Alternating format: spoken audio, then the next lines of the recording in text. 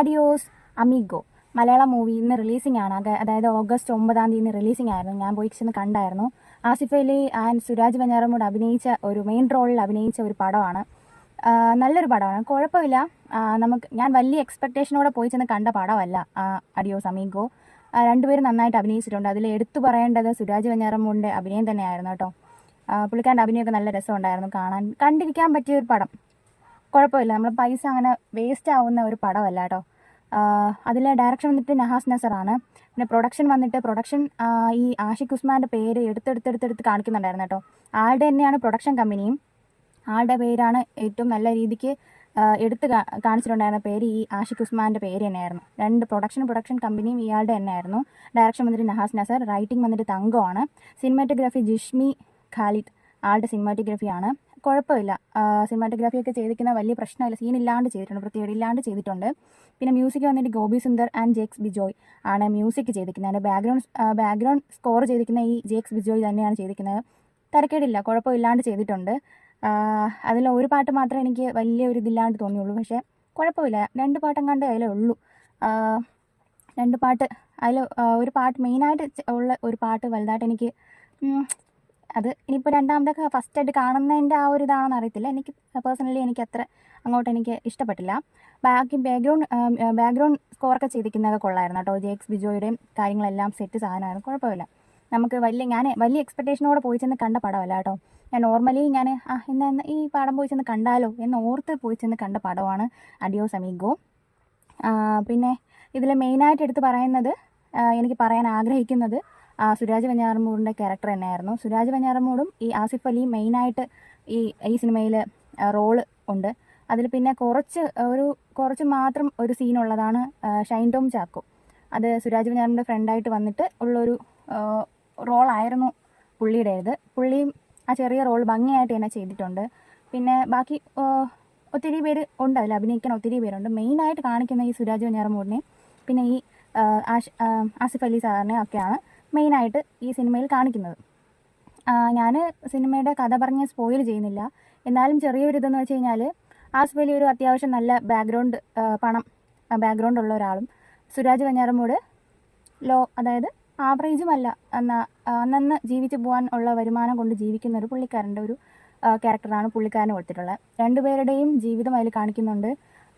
പറയാൻ പറ്റുന്ന ഒരു പടമാണ് കേട്ടോ, പക്ഷെ പറഞ്ഞാൽ സ്പോയിൽ ചെയ്യുന്നില്ല. കാരണം വെച്ച് കഴിഞ്ഞാൽ ഫ്ലോപ്പ് പടമല്ല, മോശമായിട്ടുള്ള പടമല്ല, ഒത്തിരിയും കോമഡി അതിൽ ഇൻക്ലൂഡഡ് ആണ്. പക്ഷേ സുരാജ് വെഞ്ഞാറമൂട് അതിൽ സീരിയസ് ക്യാരക്ടറാണ് ചെയ്തിട്ടുള്ളത്. നമുക്കറിയാം ആക്ഷൻ ഹീറോ ബിജുവിലൊക്കെ നമ്മുടെയൊക്കെ ഒരു ഇച്ചിരിയൊക്കെ കണ്ണുനീര് പൊടിഞ്ഞ സീനുകളൊക്കെ ഉണ്ടായിരുന്നു ഈ ആക്ഷൻ ഹീറോ ബിജു. അതുപോലെ തന്നെ ഒരു യമണ്ടൻ പ്രേമകഥ, അതുപോലെ അതിൽ ഈ കൊലുസ് മരിച്ചു കിടക്കുന്ന മോളുടെ കാലിൽ കെട്ടിക്കൊടുക്കുന്നതൊക്കെ ആ സീനിലൊക്കെ എൻ്റെ കണ്ണൊക്കെ നിറഞ്ഞിട്ടുണ്ടായിരുന്നു കേട്ടോ.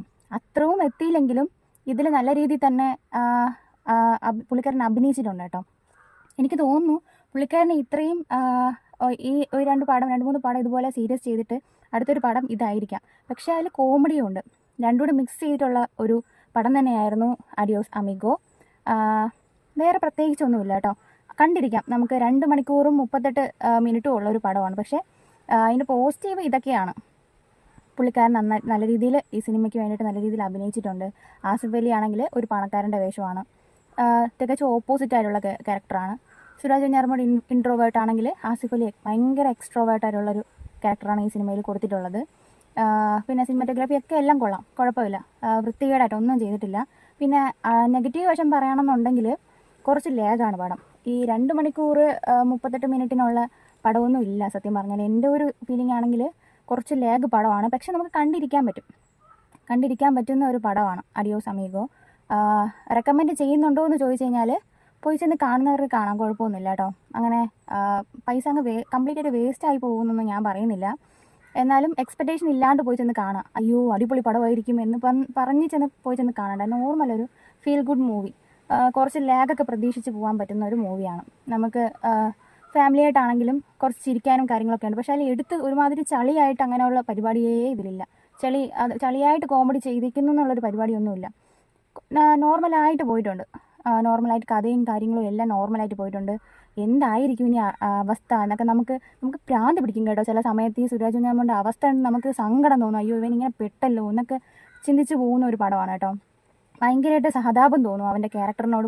അവനിങ്ങനെ ആയിപ്പോയല്ലോ, സഹതാപം തോന്നുന്ന ഒരു ക്യാരക്ടറാണ് കേട്ടോ. ഞാൻ കൂടുതലായിട്ട് പടത്തിൻ്റെ കുറിച്ചൊന്നും ഞാൻ പറയുന്നില്ല, ഞാനൊരു ചെറിയൊരു ക്ലൂ തരുന്നുണ്ടെന്നുള്ളതേ ഉള്ളൂ.